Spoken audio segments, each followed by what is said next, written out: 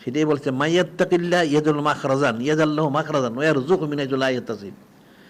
যে মুত্তাকি হয় আল্লাহ পাক তাকে দুনিয়া থেকে বের করে, অর্থাৎ দুনিয়ার মহব্বত তার অন্তরে বের করে দেন এবং তাকে এমন রিজিক দান করেন যেটা সে কল্পনা করতে পারবে। সুবহানাল্লাহ। কিন্তু সেটাই হলো, এখন তো মুসলমান মুত্তাকি না, এই জন্য তো পেরেশান সারাদিন হন্যে ঘুরে কিছুই পায় না। ওটা একটা হাদিসের মধ্যে একটা হাদিসে কুদসি শরীফ আছে যে নূরে মুজাসসাম হাবিবুল্লাহ হুজুর পাশে বলছেন ইয়াকুলু রব্বুকুম ইবনে আদম, নূরে মুজাসসাম হাবিবুল্লাহ হুজুর পাক সাল্লাল্লাহু আলাইহি ওয়াসাল্লাম করেন যে তোমাদের যিনি রপ্তানি বলেন ইয়াকুলু রব্বুকুম ইবনে আদম, হে আদম সন্তান, তাফাররাক লিবাদাতি, তোমরা আমার ইবাদত বন্দেগী জিকির ফিকির আমার মহব্বত হাসিলের জন্য কিছু সময় বের করে নাও। আমলাও কলবাকে জ্ঞানান আমলু ইয়াতাকা রিজকান, তাহলে আমি তোমার অন্তরটাকে ধনী করে বেনিয়াজ করে দিব। সুবহানাল্লাহ। এবং তোমার হাতটা রিজিকে পরিপূর্ণ করে দিব। সুবহানাল্লাহ। তারা বললেন ওলা তাবাদ মিন্নি ইবনে আদম, ওলা তাবাদ মিন্নি, হে আদম তুমি আমার থেকে দূরে সরে যেও না, আমার থেকে তুমি দূরে সরে যেও না। আমলাও কলবাকা ফাকরান আমলা ইয়াতাকা শুগলান, যদি তুমি আমার থেকে যুদ্ধ হয়ে যাও তাহলে তোমার অন্তরটাকে আমি অবমাননায় দারিদ্র্যে পরিপূর্ণ করে দেবো। নাউজুবিল্লাহ। খালি তোমার আরো চাই তোমার কোনোটা বরকত পাবে না, তুমি কোনো বরকত নাই। আর তোমার হাতটা শুকলাম, তোমার হাতটা কাজে ব্যস্ত করো, অনেক কাজ তোমার, সারাদিন কাজে ঘুরবা কিন্তু পয়সা নাই, আর যা কিছু কামাই করো বরকত নাই। নাউজুবিল্লাহ। এ তো কোরআন সুবাদ হিসেবে কথা, এটা বানানো কারো কিছু না। তোমার মুসলমান বুঝলোটা কি? হযরত সাহাবাই কিরাম রাদিয়াল্লাহু আনহুম ফজিলত লাভ করছেন বা আউলিয়া কেরাম এইভাবে ফজিলত লাভ করছেন। ওনারা কোরআন শরীফ শুনবে ইত্তেবা করছেন, আমল করছেন, যার জন্য ওনারা বরকত পেয়েছেন। এখন তেমন সেটা করে না, এখন মনে করেন সারাদিন দুনিয়া দরকার, এখন দুনিয়ার দৌড়িতে ইহকাল শেষ পরকাল শেষ। নাউজুবিল্লাহ।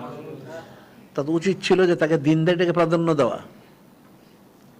তোমার জিকির তুমি বা দেশা বাদুরসি পাঠ করো, ৫-৫টা কোশিশ করো, এরপর আমলগুলি সুন্দর করার চেষ্টা করো। প্রতিদিন তুমি কিছু কোরআন শরীফ তেলাওয়াত করো, প্রতিদিন কিতাবাদি পাঠ করো, এবং তুমি যদি শুভ ইখতিয়ার করতে পারো খুব ভালো প্রতিদিন, আর যদি না করতে পারো তাহলে তুমি যেখানেই থাকো ওই সিরে তুমি সংযোজন শোনো। এটা তোমার পয়সা খরচ হবে না, কিছু কোনো ঝামেলা নেই। এটা তুমি ওই তোমার যে থাকে হাতি ফে করে এটা খুলে রাখো, আওয়াজটা চলতে থাকবো, তাহলে তুমি শুনলো, তোমার ঘরে সবাই শুনলো, তোমার এই সাইদ পালনটা হয়ে গেলো, কিন্তু কোনো পয়সা খরচ হইলো না, আপসাপ্তম হয়ে গেলো। তুমি কিছু ইলিম শিখলে। আর এটা যেখানে কোরআন শরীফ শুনে আলোচনা হয় ওখানে রহমানুর বসিতে থাকে। সুবহান আলোচনা, তো তুমি তো বুঝলে না কিছুই, তো কেমনে হবে? এখন কোশিশ করো, কোশিশ করলে পারবা।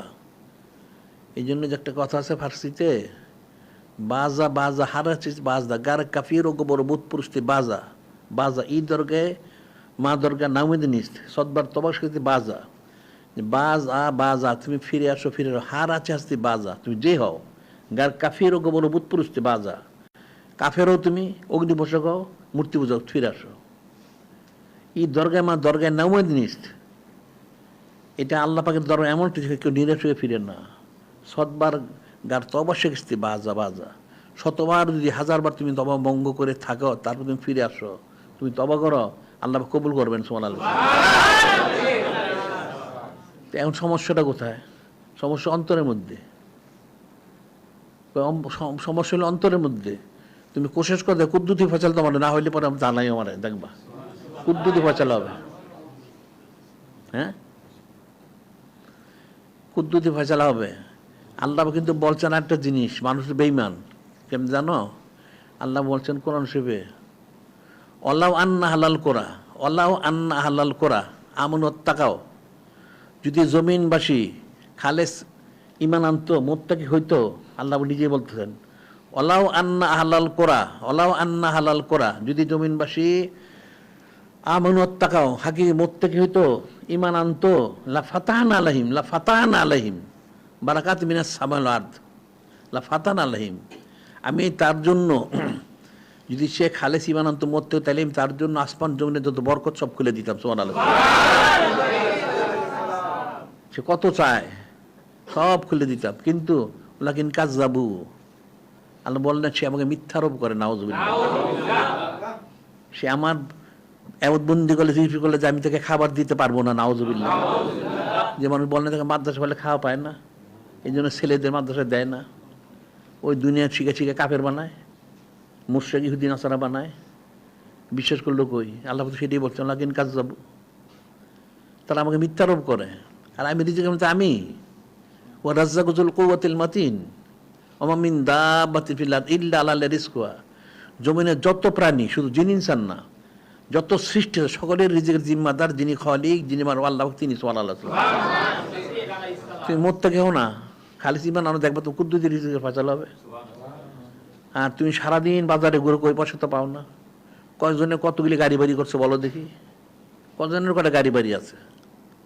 এই যে সেকান্দার জুলকারনাইন, উনি যখন ইন্তেকাল করবেন তখন উনি বললেন যে আমি ইন্তেকাল করলে আমাকে তো দাফন করতে কবরস্থানে নিবে, তাহলে আমার হাত দুইটা বের করে দেব খাটিয়ার থেকে।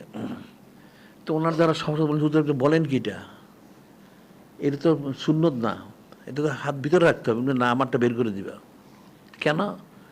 আমি সেকান্দার জুলকারনাইন, সারা পৃথিবীর মালিক, আমি সারা পৃথিবীর মালিক, আমি সেকান্দার জুলকারনাইন। মানুষ জানে আমি হাতটা বের করে দিলাম, দেখো আমি কি যাচ্ছি কি নিয়ে, আমি খালি হাতে যাচ্ছি।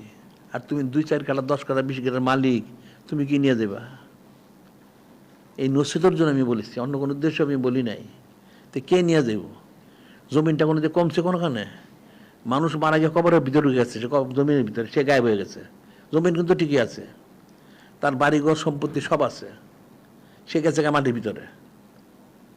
জমিন কিন্তু কমে নাই, সে গায়েব হয়ে গেছে। এখন যাদের জন্য রেখে গেছে তারা যদি সৎ পথে ব্যয় করে সে ফজিলত পাবে, আর যদি অসৎ পথে তাহলে সে গুনার বাগি সে হবে, এতে তো সে রায় পাবে না। এটা তো ফিকিরের বিষয়। এখন তোমরা অনেক রিজিকের চিন্তা করো, কিসের তুমি কেন রিজিক চিন্তা করো? তুমি তোমার আমলের চিন্তা করো। একটা লোক সাধারণ, তোমাদের আকল বুদ্ধি তো কারোই নাই। একটা লোক যদি কোনো একটা প্রতিষ্ঠানে চাকরি নেয়, চাকরি নিলে যে লোকটা চাকরি দিল মালিক, সে তার ব্যবস্থা করেই দিছে। এখন যদি সে বলে মালিকের প্রত্যেক ওয়াক্তে আমার কি টাকা পয়সা প্রস্তুত করছেন, আমার ভাতারা প্রত্যেক বেলা গাড়টা ধরে বের, বেয়াদব কোথাকার, তোকে পয়সা না দিতে পারলে আমি রাখছে কে নে, গাড় ধরে বের করে দিব।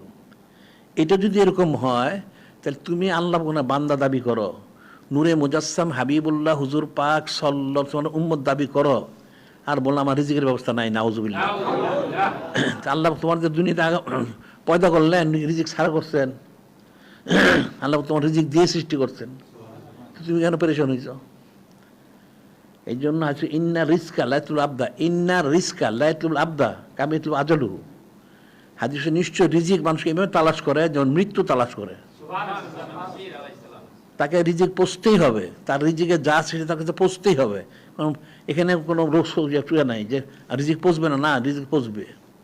এখন তারপরে তোমার রিজিক বৃদ্ধি করতে চাও, তাহলে তুমি ন্যাক কাজে খরচ করো, এটা আল্লাহ খরচ বলে দিচ্ছেন।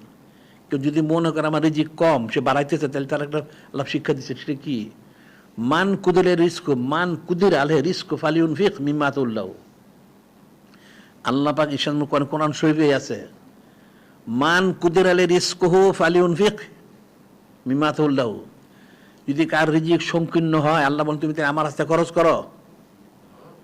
তোমার যদি রিজিকের সংকীর্ণ হয়, আমার অভাবনা দেখা যেত, আমার রাস্তায় খরচ করো, বেশি খরচ করো। সাইজালুল্লাহ বাদ ওসরি উসরা, আল্লাহ অতি সত্য তোমাকে সচ্ছল করে দিবেন। সুবহানাল্লাহ। এটা তো মানুষ বিশ্বাস করে না।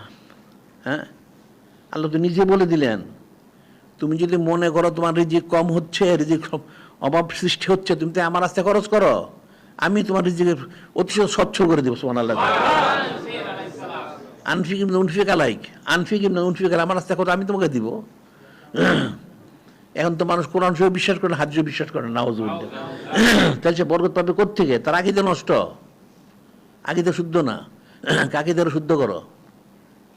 সারাদিন দুনিয়ার পিছনে আমার খাওয়া নাই, পড়া নাই, এটা তোমার, তুমি জীবনে খাওয়া পড়া পাইবে না। তুমি তো বেঈমান হয়ে গেছো।